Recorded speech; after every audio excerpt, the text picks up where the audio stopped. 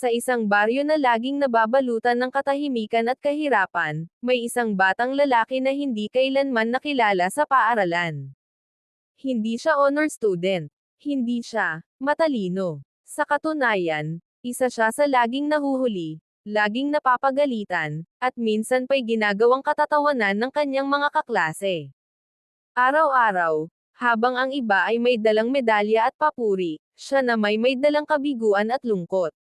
Sa bawat pag-uwi niya sa bahay, wala siyang maipakita kundi papel na puno ng pulang marka.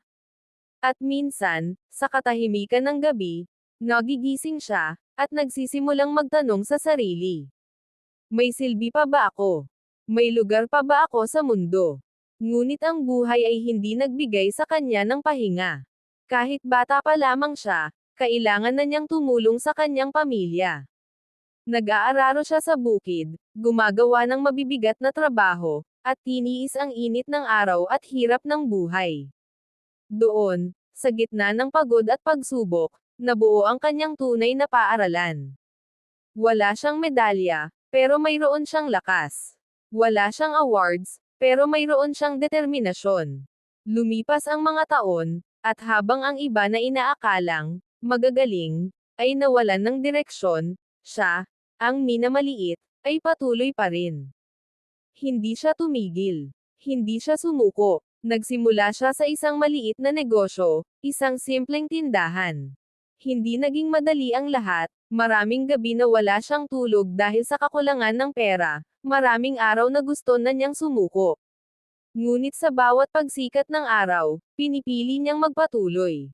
Hanggang sa isang araw, ang maliit na tindahan ay naging malaki. Ang batang pinagtawanan, naging taong ginagalang.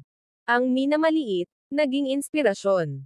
At doon niya naunawaan ang isang katotohanang masakit pero napakaganda. Hindi lahat ng magaling sa paaralan ang nagtatagumpay sa buhay. At hindi lahat ng bumagsak sa klase ay talunan na sa buhay.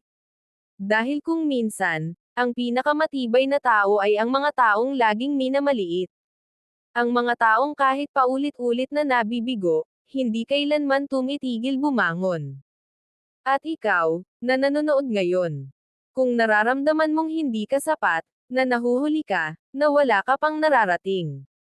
Tandaan mo, ang kwento mo ay hindi pa tapos. Ang panahon mo, darating din.